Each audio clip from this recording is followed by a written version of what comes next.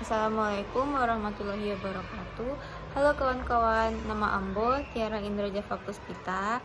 Di siko awak akan belajar mengenai dua hal. Yang pertama, active voice jo passive voice.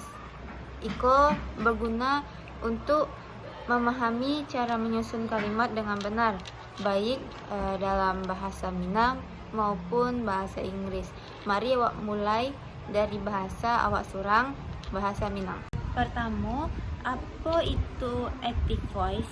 Dalam active voice, subjek atau pelaku yang melakukan aksi.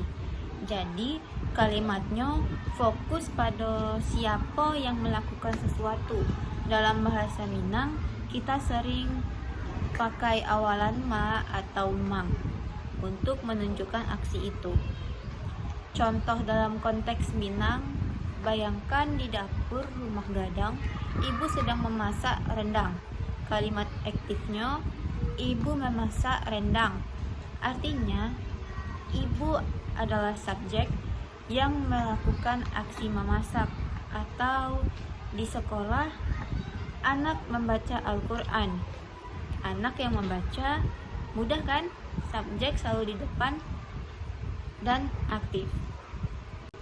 Sekarang, passive voice. Di siko fokusnya pada objek yang dikenai aksi, bukannya pelakunya. Dalam bahasa Minang, kita pakai awalan di depan kata kerja dan pelaku ditambahkan dengan dek atau oleh. Ini berguna kalau kita ingin menekankan hasil aksi, bukan siapa yang melakukannya. Contoh dalam konteks Minang, misal soal rendang tadi, kalimat pasif rendang dimasak de ibu. Rendang atau objek yang dikenai aksi memasak oleh ibu. Atau di pasar, kain batik dibeli de awak. Kain batik yang dibeli oleh awak atau kamu, lihat perbedaannya. Di pasif, objek jadi subjek utama. Dalam bahasa Minang sehari-hari, awak sering pakai pasif untuk cerita budaya, seperti randai dimainkan dek pemuda kampung. Randai dimainkan oleh pemuda desa. Ini membuat kalimat lebih formal atau misterius tanpa langsung disebut pelakunya. Di situ Hamba akan menjelaskan mengenai text of verbal active voice dalam bahasa Minang. Contohnya, ibu memasak rendang. Subjek itu ibu, aksi memasak, objek yaitu rendang. Untuk passive voice, contohnya rendang dimasak de ibu. Objek itu rendang ditambah aksi de adalah subjek. Sekarang mari awak lihat contohnya dalam konteks bahasa Inggris. Untuk membandingkan strukturnya mirip tapi pakai be. Dalam kurung is, are, was, were, and past participle atau bentuk ketiga verbal. Active voice in English. Subjek melakukan aksi. Contohnya, the chef cooks rendang. Yang artinya Koki memasak rendang, fokus pada Koki.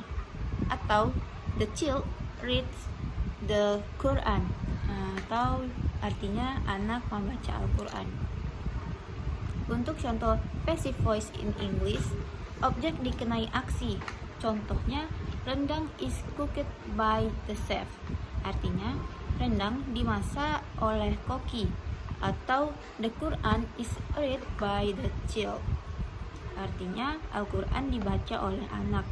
Perhatikan, pelakunya ditambahkan dengan bi, mirip de dalam bahasa Minang.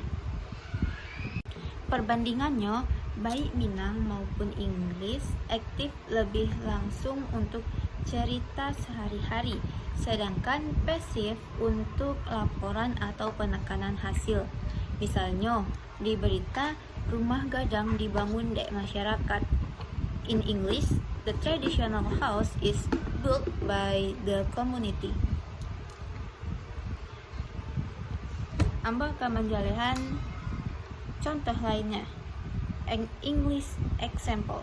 Active, the chef cooks rendang. Pasifnya, rendang is cooked by the chef. Itulah penjelasan singkat mengenai active voice jawab passive voice. Latih diri dengan membuat kalimat sendiri. Terima kasih. Assalamualaikum warahmatullahi wabarakatuh.